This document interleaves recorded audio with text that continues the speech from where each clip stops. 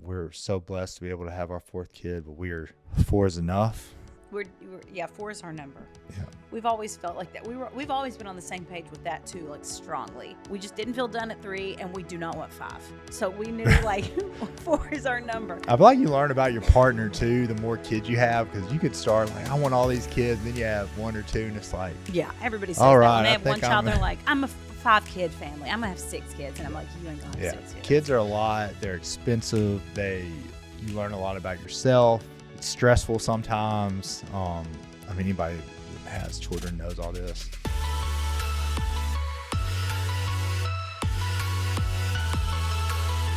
Hello, everyone, and welcome back to the Living Fully podcast.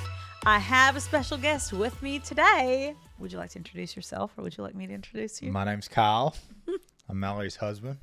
I almost said someone I'm related to, but I guess we're not related. We're related by the bond of marriage. So we have done one podcast this season together, and we have not done one since we had the pregnancy announcement, and we've not really done one where we kind of talked about our story of dating and marriage. And so we wanted to do one today where we just kind of like talk about a bunch of different fun things. I personally love listening to people's relationship podcasts. So I thought this would be a fun one to do. So I love a great love story. Thank you for your willingness to talk about ours. I was told I had to be here. Oh gosh, this morning he thought we were doing a podcast with Sean and Andrew. He's like, "So where are we doing it? At Sean's house?" I was like, "No, it's my podcast. It's just you and me." And he was like, "Oh," I was like, "Yeah." Yep. Mm-hmm. Okay, so first question is, tell us the whole story of dating, from meeting to the ups and downs to the proposal, blah, blah, blah. Would you like to do the how we met story? So a lot of people may know this. Yeah, we've told this before. We met at a little place called Fido. It's a coffee shop here in Nashville. And that was before online dating, I think. Probably. Before all the apps. We weren't into it. No, I don't think it existed. I was working. Mallory was eating pancakes with syrup. And we just started chatting. I think she sneezed and we struck up a conversation. And here we are, pregnant with a 4th child. Yes, here we are. It was very organic. It was something very hallmarky in a weird way. Hallmarky. Wouldn't you say? Yes. And I'm very thankful that is the way that we met, because I think a lot of people are embarrassed of their how they met stories, because I'll meet like a couple and be like, "How did you guys met?" And they'll be like, online. And I'm like, it's fine. A lot of great couples meet online now. Or they'll just be like at a bar, or they'll be like mutual friends or college. They think their story's like boring. And no story is boring. But I do think that if I could have picked the way that I met my husband, a random coffee shop on a Wednesday morning would have been. Yeah, that is a sweet meeting. But I think the stigma of meeting online is over, because before apps, people would meet online on like Craigslist. No, they did not meet on Craigslist. Craigslist had meetup sections, I think. They did not. That was like a sketchy thing. I don't think that Craigslist has ever had any sort of dating profile option. Well, but I don't think there's a stigma now of we've met online, just because that's the way a lot of people meet. Yes, I agree with that. So we started dating in 2012 or 2013-ish. And then we broke up a couple times in the beginning. And then one of the breakups was right before I went to treatment in 2014. And the re-meeting was actually after I had been in treatment for 6 months. Kyle didn't know where I was. He finally found out. He was so upset about it, trying to contact me, and like he couldn't really. And then it kind of like let it lie. Then I get out, and I'm at a random coffee shop on a Wednesday morning with Sean. And lo and behold, who's standing there at the register of a coffee shop he never goes to? Kyle. Isn't that random that we met and then re-met at a coffee shop? And I went to say hello, and Sean had daggers in her eyes when she saw me, which I have no idea why. Because it was a really sad breakup. It was a hard time in both of our lives. It was an especially hard time in my life. And so she heard her friend's version of the story. Which is why I was perplexed. I was like, hey, what's going on? But how did we meet? Didn't we we talked, and then we called each other, and then went back on a date to kind of fill each other back out again. She still liked me. It's almost like we had two totally different relationships in a lot of ways, because it's like we were like in a young and wild phase, like a lot of people are. But like then I had a shift in my life of sobriety, and I feel like I was a totally different person. So Kyle, especially, I feel like dated two totally different people, and I'm just glad that he liked both of them. So fast forward to when we finally got engaged after 5 years of dating, ish. It was a long time. You were holding my feet to the fire. I was just wondering if you were sure of your decision, or if you were going to need a little bit longer to decide, because it had been a long time. And I knew you were sure of your decision. I wasn't for sure what was taking so long. Well, I feel like guys just want to have everything in order and everything ready, and nothing really will be in order or is in much of order as the guy would want it to be. And I think that's what I was waiting on, because I was still trying to grow my company. I was still figuring out how to run a company. And I was kind of wild. So, not in bad ways, but yeah. Just, it happened at the right time, though, even though I was impatient about it. When it finally happened, it was unexpected. And then it was at Fido, proposed at at Fido, Fido, where we met. All of Mal's family was there. And my family, it was a surprise. We've got the video on the videos on YouTube. We should link it in the show notes if you guys are watching this on YouTube. And then a year and a couple months later, we got married. Yep. Yeah. So a question that was asked was, because we did go through some ups and downs, and we broke up, 2 or 3 times. Like, what advice do you have to people that are going through that in a relationship currently? That are breaking up multiple times? Or that are in the midst of a breakup, or... Oh, man. That's a great question. I guess it's a time to kind of reflect on yourself first and foremost, because the more, I just feel like the more you're good with yourself, and, the more kind of bad habits you can get rid of, to where that one person comes along and you know yourself a little better. You can kind of see things, what you like, what you love, what, you're not going to deal with, this, that, and the other. I just think you're more ready when you find that special somebody. Yes. And you can give that person the best version of yourself, as much as you can, or as much as you're able to do. So I'd say just kind of look inward. And obviously there's if somebody crossed a boundary, or there's some red flags that somebody did, non-negotiable, that's your own decisions. But and I think just work on yourself. I think too, I used to think, before I ended up in my final relationship, we think this is our final relationship. I ain't doing it. No, this is my last one. That's the thing. It's like when you get married in your 30s, like, you're pretty sure, like, of things. It's like, okay, I've really figured this out. I really know who this person is. I know the kind of life I want to live. Like, I feel really sure of that. I don't know that I would have felt sure of that if I'd gotten married in my 20s. I would have been a little like, Yeah, I'm very thankful we did get married later. Now, I love and respect people that got married younger, especially that have kids younger. Yeah. In your 20s, that's awesome, because when you get in your mid to upper 30s, you're a little more tired. Pros and cons. Yeah. But I think that before we had our story in our relationship, which is the relationship I know we're both meant to be in. Like, I really feel like Kyle was made for me, and vice versa. It's just, if it's very right. I never thought of people who broke up and like had the heavy ups and downs in dating as like, oh, that's the relationship that's going to work out. I used to think, like, if people went back and forth and kind of got back and forth together, that, like, it wasn't right. And now, on the other side of it, because that was our story, I kind of think that that is part of a lot of people's stories. And it was a critical part of our story because, like Kyle said, we really had a lot to figure out ourselves, like personally. And you can't do that kind of work when you are still clinging to another person, because sometimes you have to kind of lose all the holds that you're holding on to and kind of have nothing left. So for me personally, it was like that was the final straw. And if you and I had stayed together, I don't know if I would have gone on the journey that I went on that changed and saved my life. So I think that if you are in the midst of a breakup and you really feel like that person is the right person for you, don't count that relationship out, is what I would say as my advice.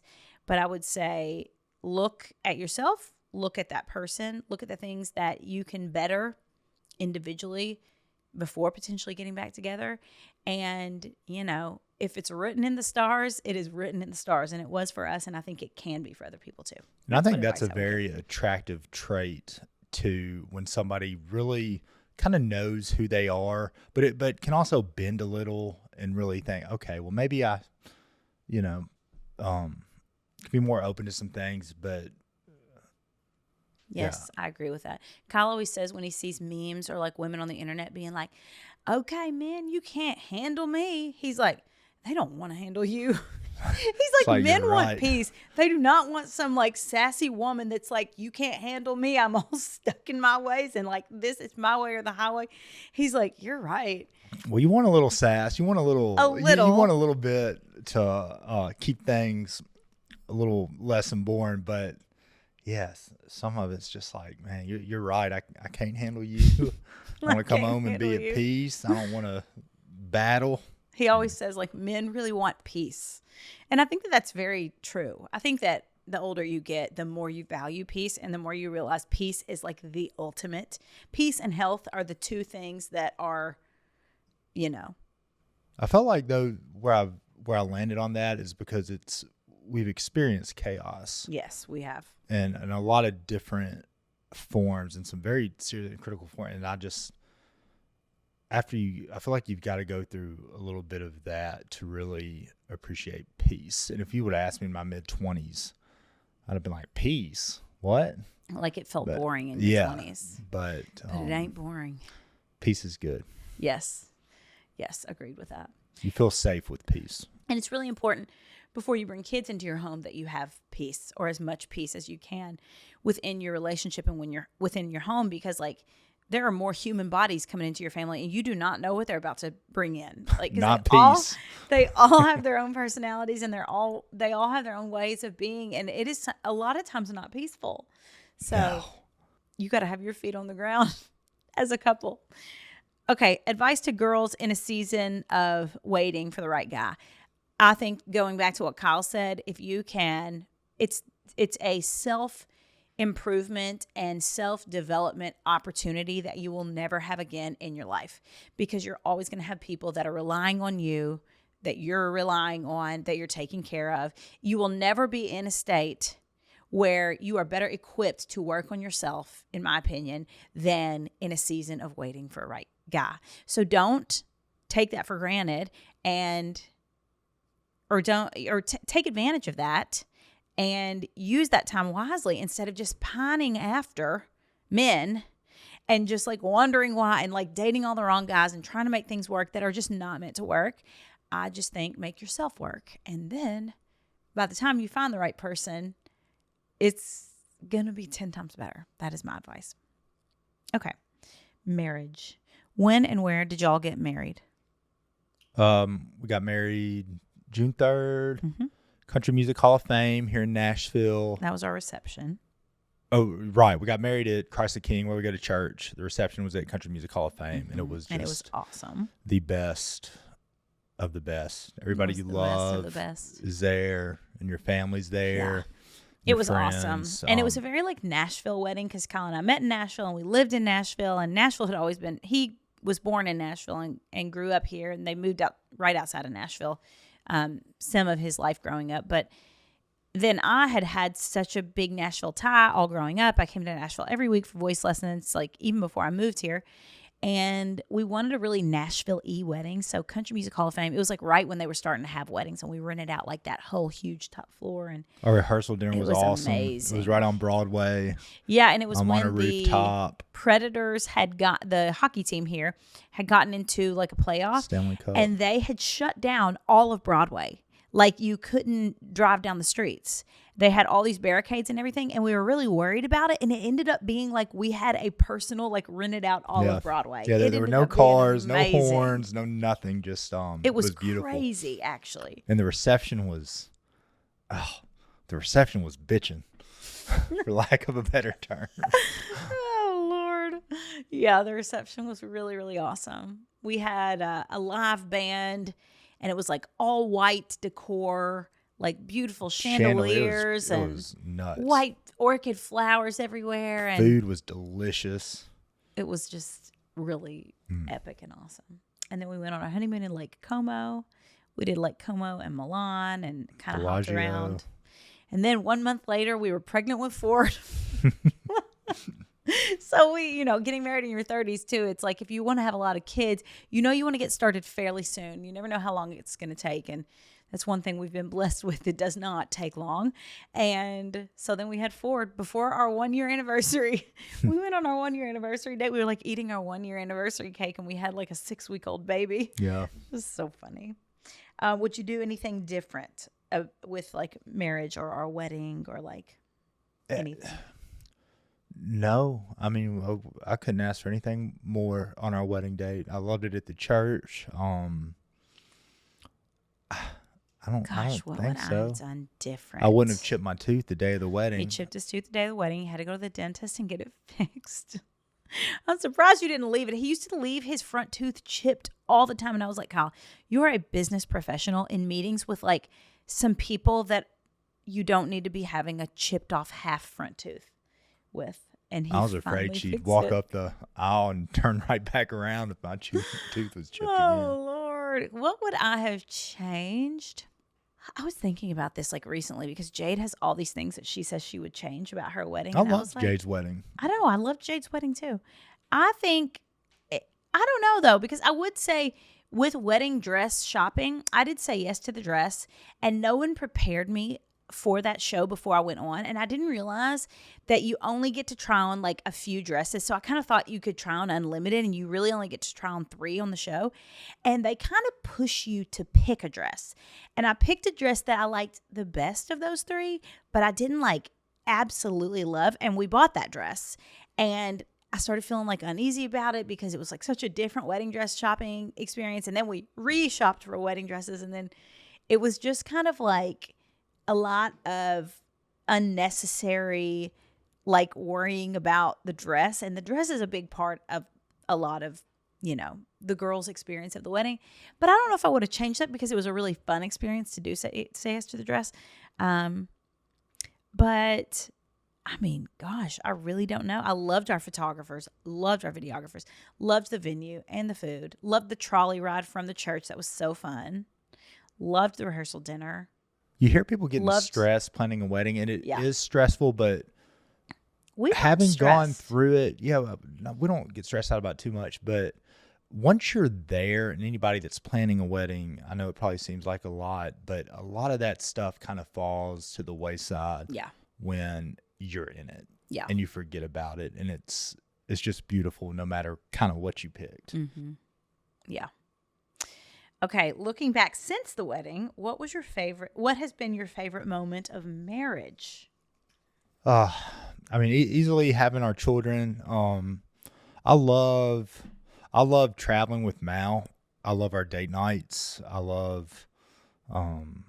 really enjoy our trips together. They're just a few days. We leave the kids, and we're blessed enough to do that. I really cherish those moments with me and my wife. But yeah, the kids, we're in a season now where Mal and I will get up early, and we'll make all the kids, we're the first ones up always. We make all the kids breakfast. It's just kind of her and I in the kitchen scurrying around. Sometimes we knock it out, we're on time, and sometimes it's just a scramble, panic.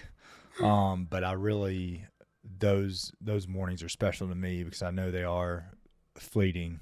Yeah. So I really like the season we're in now. Yeah. I'd say those. That's my answers. Yeah, I like the season we're in now. I love the 3 days at the hospital after we have a baby. Yeah. Those are some of my favorite moments of marriage. There is nothing, and it's so sad that we only get one more opportunity to do that, but it's like I'm really excited that we get one more opportunity to do that.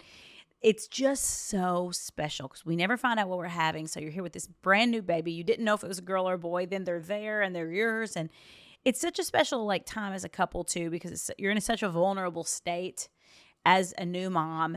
And I just feel like Kyle, of everything, just is the absolute best dad. And he is a great husband to a new mother. And he just really shines during that time. And he, just all of our little things that we do, like he goes down to the cafeteria and like gets all of our food. And then, the kids will come and visit and then our family comes in. There's just like nothing like those few days in the hospital. We were calling our insurance company and being like, how much does it cost to stay one more day? Like we just wanted to, I like did not want to leave. It was just so, I don't know why I love staying in the hospital so much. So many people hate it, but I just love that. And that's one of my favorite 3 moments since we've gotten married.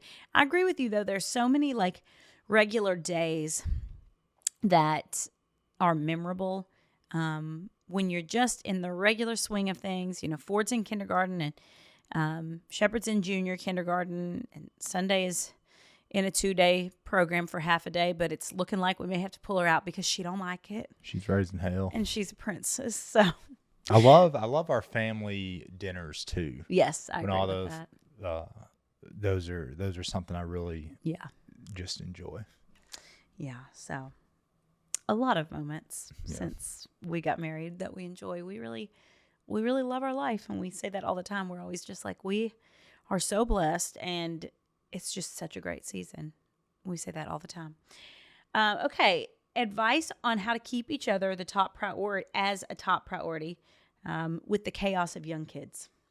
You won't, and sometimes you can't, and that's okay.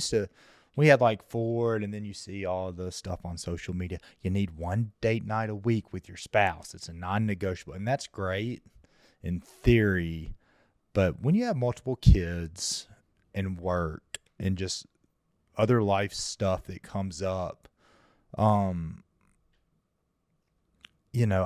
think that's hard to do. So I think it's important to just, and that's why I cherish these mornings when it's just me and Mal. It's such a simple check-in. Mm-hmm. Like, hey, I love you.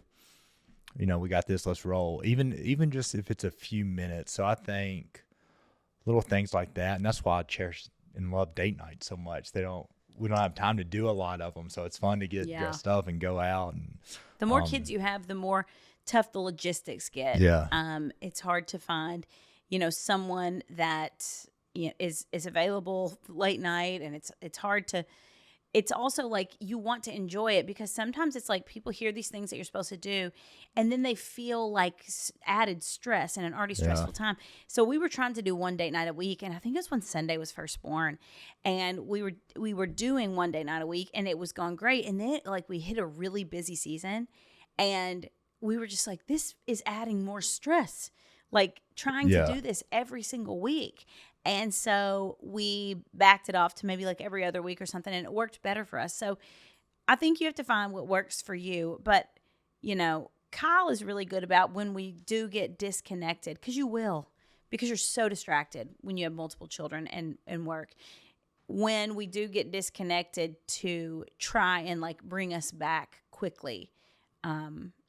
And one person in the relationship, if not both, need to be like that, or else you're going to be like passing ships in the night through all the young children years. And we just don't want to be like that. Our relationship's really important. And I believe that, your marriage should make you happy, and the person that you marry should make you a better person, and it should add to your life. It should definitely not be a stressor to your life, which is why I think it's important to choose the right partner. And something that I've held on to on one of the morning shows, may have been Hoda, that said, I wake up in the morning and I make the choice to love this person. I'm just going to love you today. And I think that's important, because some days it's hard. It's like if you're in a fight or something, it's like, but you just, And I think too, in raising children, I was lucky enough to have both my parents, and they kept our home a safe place. I grew up in a safe environment. I think that's big too. It's one of the greatest gifts you can give your children is just seeing their parents happy flirting and and loving, happy loving and just each other. yeah, loving on each other, and that Yeah. I think that's very, very important. Yes, I agree. Kyle's always like, Ford, and he'll be like, "Mwah," like kiss me or something like that, and they're all kind of like, or but then Sunday will like join in and try and kiss us, and I just think that kids do, they clearly remember everything in their life because they'll remind you of something that they remember from 2 years ago. So it's like, you think they don't remember the times that you're fighting in front of them? They probably do, and they Yeah. also remember the times where you're connected and you love each other. It's their only model Yeah. in the home of a relationship. So let it be as healthy of one as it can be in their presence. I think that's good advice. How have kids changed our marriage? I think that kids add so much richness to a relationship if you're already on the same page about values and the way that you want to raise your kids. I feel a lot of people don't talk through really big fundamental things within their relationships, and especially about raising kids. And sometimes you won't know until you get in it, like what kind of parent you're going to be or how you're going to discipline. But there are big fundamental things like faith. Are we a family that's going to go to church every Sunday? What religion are we going to be? Are you going to be one? Am I going to be another? Like, that's a really big thing. If you've got someone that's really, really in their faith and they're like, we're going to church every Sunday, and you have a person that you're marrying that's like, that's not a priority to me. That's going to be a huge source of contention between you when you have children, because there's just more skin in the game. And things like discipline or school or, health, just different things like that. It's really important to see what you can flesh out and be on the same page about beforehand, because Kyle and I are really, really aligned on most everything with raising kids. And if there's something that we're not completely aligned on, we see each other's point of view. And I think that that's important. But I think that if you can be on the same page, that kids can add a lot of richness to your marriage and your family life for sure. Yeah, I mean, I think there's some basic fundamentals you got to be on the same page on. But to be honest, a lot of that stuff's going to pop up after you have children. Yeah. And that's just a reality of it, and you'll figure it out then, and that's okay.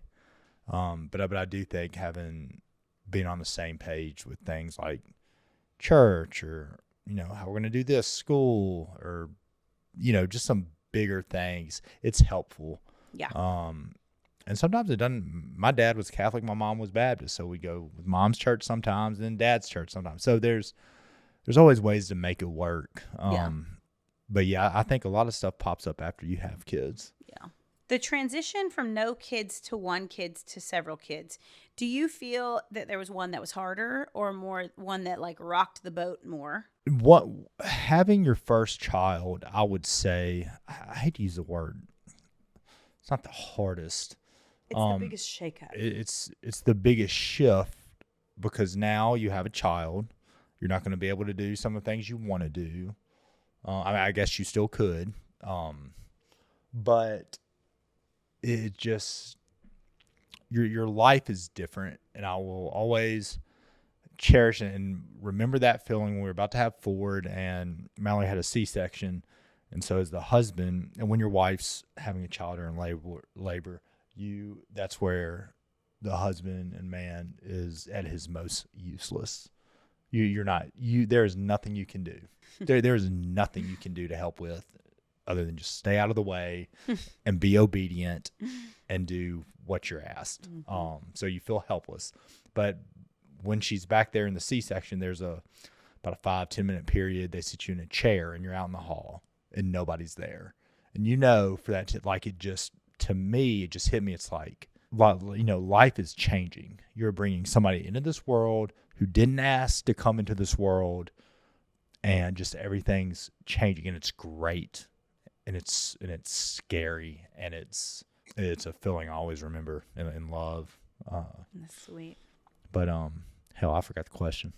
That was a good answer to it. It was talking about going from no kids to a lot of kids to Oh hell, if you can do one, you can do multiples. you can do two. And that's boring. I understand there's complications with pregnancy and health with children and all that. So everybody's situation is different. We've been blessed with healthy children, thank God. And so it's just one would probably be the biggest shift. Because if you do one, you can do two. If you can. Yeah, I don't remember any of the multiple additions being a shakeup. Ford, it's like he never knew a life without Shepard. And I almost think 2 kids is easier than 1 kid, in my opinion, because they really have each other. Like Ford and Shepard interact and play with each other constantly. Anytime I see somebody that like their child is 3.5 or 4 and they don't have a sibling yet, and they're like, gosh, I'm so worn out by them. And I'm just like, I realize like they play and interact all day long. The adult has to be the playmate, whereas you have a built-in playmate, and Ford and Shepard are thick as thieves. So I think 2 is easier. Yeah, and I think where a lot of people would probably draw the line, I've got a younger sister, Danielle. 2, I think the work dynamic of the parents. 2, you can kind of do. Now, once you start getting into 3, that's a lot of child care. That's a lot of, you have both parents working kind of a traditional hours. I think anything more than 2, it would probably be a little dicey. But to each their own. We're so blessed to be able to have our 4th kid, but 4 is enough. 4 is our number. Yeah. We've always felt like that. We've always been on the same page with that too, like strongly. We just didn't feel done at 3, and we do not want 5. So we knew like 4 is our number. I feel like you learn about your partner too, the more kids you have, because you could start like, I want all these kids, and then you have 1 or 2, and it's like, yeah, everybody says all that. right, When they have one child, they're like, I'm a 5-kid family. I'm gonna have 6 kids, and I'm like, you ain't gonna have 6 kids. Kids are a lot. They're expensive. You learn a lot about yourself. It's stressful sometimes. Anybody that has children knows all this. And I would never listen to any advice from people that don't have children about children.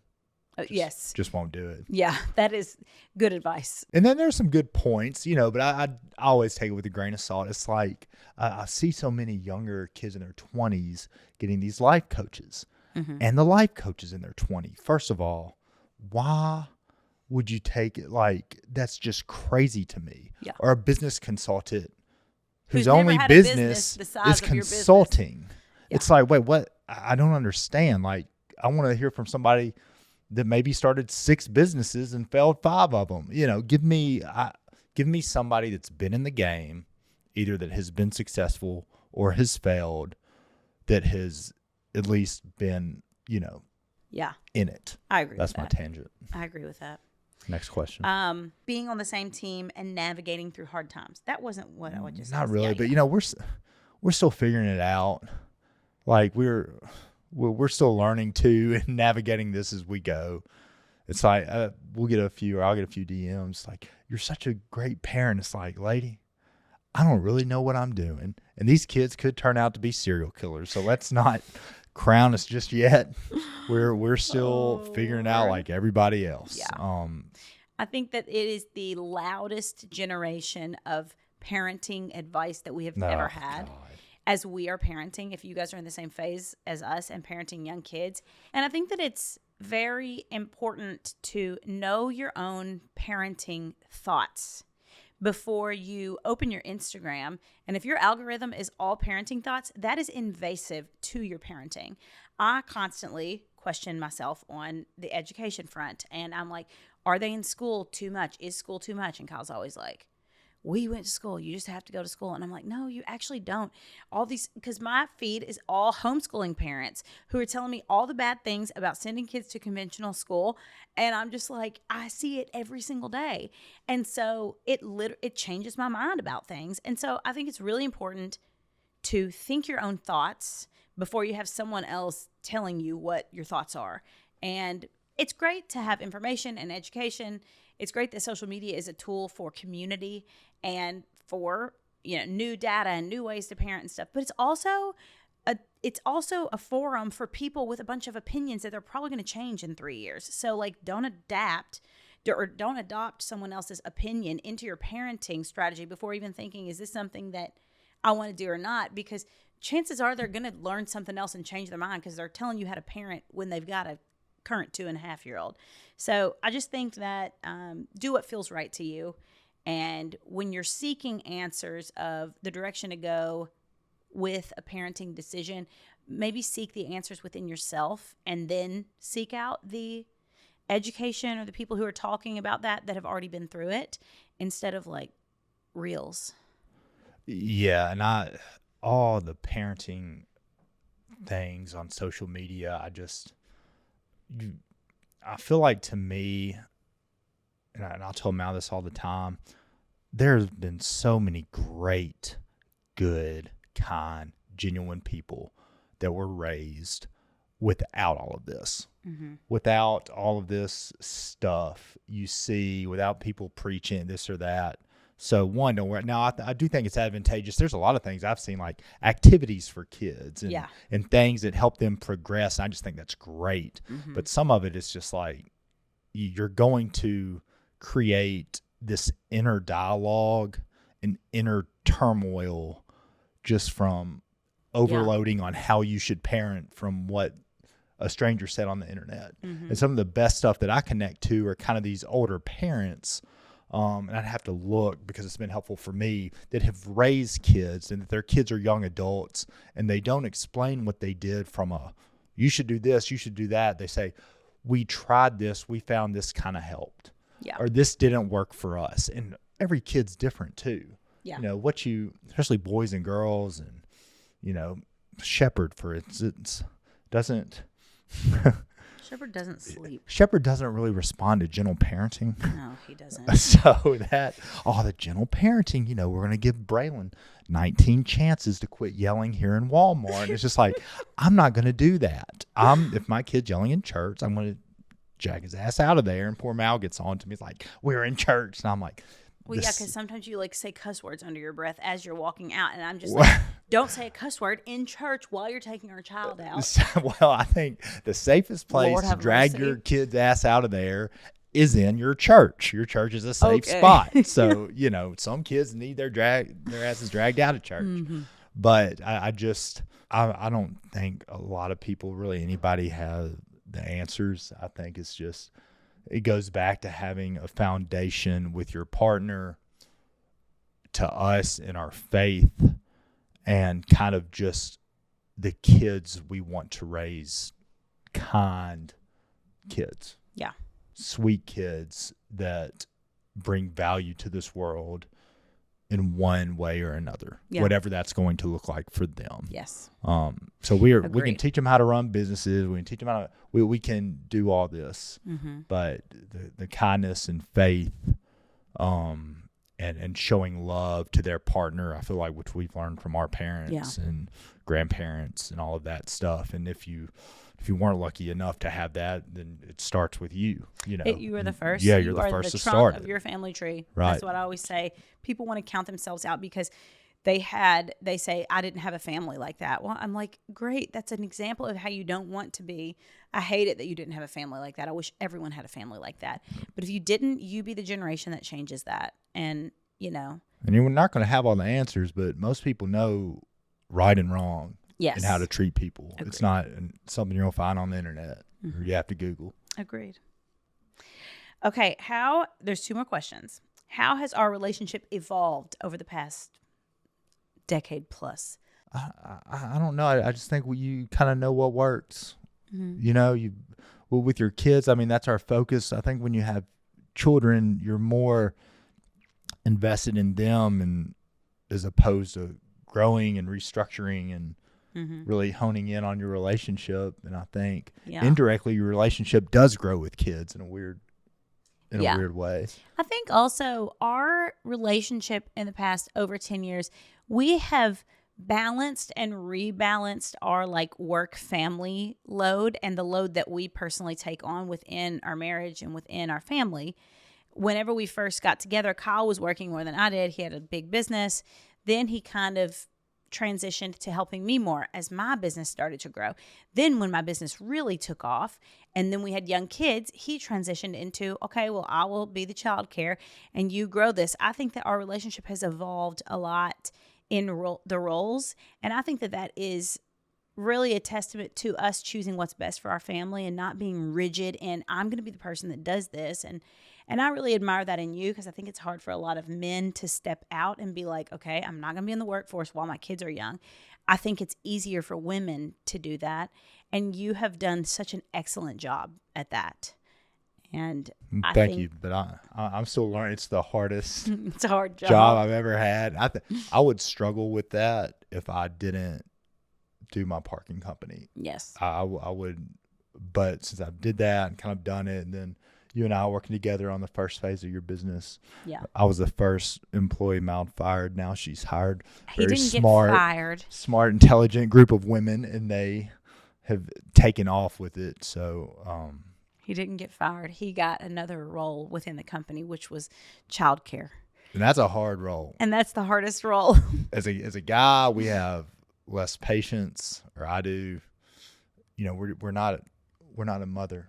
That we can nurture, but it's not as you innate, work at you're it. saying? Yes, Well, but you're it's pretty dang good at it. It's rewarding, and I know when I'm a lot older, I'll look back and cherish this. So, and I love being able to see my kids every day. That is a gift. Okay, and I think too, our relationship, like we said before, it has evolved because it wasn't always peaceful. Like Kyle said, there was a lot of like chaos in the beginning, and that was due to a lot of circumstances. But our relationship has become very grown up and peace filled and just grounded in just a genuine love for each other and want for this relationship to be good all the time. We work for that and we fight for that, and if it's going in a bad direction, we re-steer the ship. And I love it that we both are committed to that. And I think that that's something that as we've matured, our relationship has matured, and that is a big change in our relationship in the last 10 plus years. I agree. And I think we kind of know what each other need at certain times, like if this or that, or if work's busy, you kind of know how to come in and, hey, you need to go do your thing. Mm-hmm. Just go do your thing. You've been stressed, this or that. And then Mal with me, it's like, okay, I'm going to go get some wings tonight. It's been a rough day. It's like, cool, go. You just learn how to operate to where you can be the best for your husband or wife and for your children. And that all goes back to kind of knowing what you need when you need it. Mm-hmm. When you know stuff's starting to build up, it's like, okay, I can sense I'm feeling kind of starting to get on my nerves for that. I need to take a break, go for whatever it is. Yeah. And your partner compliments that. Cool. Yeah. Go. We'll see you when you get back. And I think too, that helps with conflict resolution, instead of just, waiting for it to pass or brushing it under the rug, we really, we know we can communicate very well as a couple. And Kyle always says something that he heard before. It's like, you can either be right about the thing or right with the person. And he's like, I'm always going to choose to be right with the person. And even if I don't necessarily agree with the thing, it's like, agree to disagree. But like, do you really want to die on that hill? Like, no, that creates a tumultuous home. And I think that is good advice. And I'm usually always right about the thing, but I choose to be right with the person. No, he is not. But it's cool. Now, Mal, conflict resolution, Mal likes to nip it in the bud right then and there. I usually like to take a little time, would you say, and come back around to it. Yeah, you need more time to think about things. I think it's just let me sleep on it. Being in recovery, in my mind, I have no other outlet. I can't blow off steam in any other way. Right. So I have this heightened sense of urgency because I've got to get this out of my head and I've got to get this out of my body and I got to get it out of my home because like I can't drown it out with a half a bottle of wine or wings and a beer at Corner Pub. Like I think. Now I don't go and hit the bottle every time we have an argument. Make it sound like I'm the drunk seller over here. I'm just saying she likes to do it right then and there. And I don't mind just kind of sleeping on it because we're going to be married for 100 years. I'm going to find her in the next life and we'll do it again. So I'm not worried about getting it solved right then and there. Like, just let me get my thoughts together. Let me sleep on it. And then we'll hash out tomorrow and move on. Mm-hmm. The sky isn't falling. The problem's going to get solved. So that's where I'm at on it. Now, the wings and a beer do help. Yeah, I'm sure they do. It's been over 10 years since I've remembered how that was. No, you still eat some wings, though. Yeah. Okay, so last question, ending on the future. What are you most excited for in the future of our relationship and growing old together? I just like when we spend time together, so that I'm excited to see our children grow, to see their interests, to see the little peckerhead friends they have come over and just have a good time. Like, I think that's a exciting, fun time of life. I get to navigate with my wife. I hate all the social media. You only get 18 Christmases with your children, or all this stuff. How many times have you seen Gary and Lisa in the past 2 months? Yeah, it's like, no, that's not right. You get more That's time not than true. Quit pushing that stuff. That's just not the reality. I'm excited. I love the season now. I love our kids when they're little. I love it. I'm going to love it when they get older. I agree with you. I am more nervous about the older kid phase. Kyle is really excited about the older kid phase, which I love that he is excited. I worry about it because I sometimes feel like I just got my own self straightened out, and then like we're about to have a whole load of problems that we have to help, a whole like crop of kids figure out. It makes me nervous because I just want to do a good job. I worry constantly every single day that I'm not a great parent, and I feel like it counts a lot when your kids are older. So I just like hope I can do a good enough job. That is something that like I think about. But like our relationship and marriage, when we were dating and first got married for the 1 month that we weren't pregnant, we did not have the means to travel and go and do and have these like amazing experiences. We had some killer vacations and, here and there, but like, it's not like we could do a European tour. We couldn't afford to do a European tour or something like that. So I personally, because we had kids so quickly after we got married and because Kyle was working so much before we got married and then I was building my business, I'm excited for, once we're going to be pretty old by the time our kids are all gone. But like, once we're able to enjoy that phase of life, I feel like it's like the first time we're going to get to do a lot of that stuff because we had kids so fast. Yeah. And I can't wait to do things with our kids. Like, I cannot wait to bring Sunday on a little vacation. He's always telling her that he's going to take her to New York City and they're going to have tea at the plaza. Yeah. Like so yeah, just and to have some one-on-ones with the boys. I remember vacation. We went to Gatlinburg with my parents and we walked through the hike with my dad, mom, and I'm looking forward to it. There is a little fear there because we've had ups and downs in our life and you want to shield your kids from that. But I don't know. I just also have faith too. Yeah. That God will kind of keep us in a bubble. Yeah. And we've always felt like we have a very blessed life and the hand of God has been in our businesses, has been with our children, in our the children that he's chosen for us, in our relationship. And we just feel like that is undeniable for us. And so it would be silly of us, based on the proof in the pudding, that wouldn't be there for us in the next phase of life. So yeah, I'm excited about that. And I hope that we are healthy for a really long time and we live, happy, healthy lives because I've loved all the phases, dating, early married, 1 child, 2 child, 3 child, children, soon to be 4 children. And I know that the growing old phase, while it comes with challenges, will also bring so much new joy. We've loved every phase.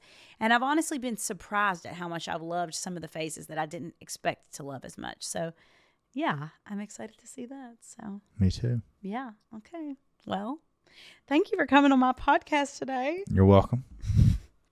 So thank you guys for listening to this Living Fully podcast.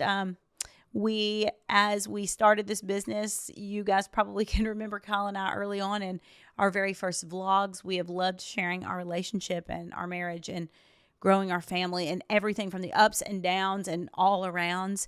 And so we just love it that you guys continue to want this from us because we really love sharing it with you. So give this podcast a review if you liked it, and tune in 2 weeks for a new episode. Thank you so much for listening to the Living Fully podcast, and we'll see you soon. And good luck to all the newlyweds and new parents out there. Yeah, that's a good one to end on.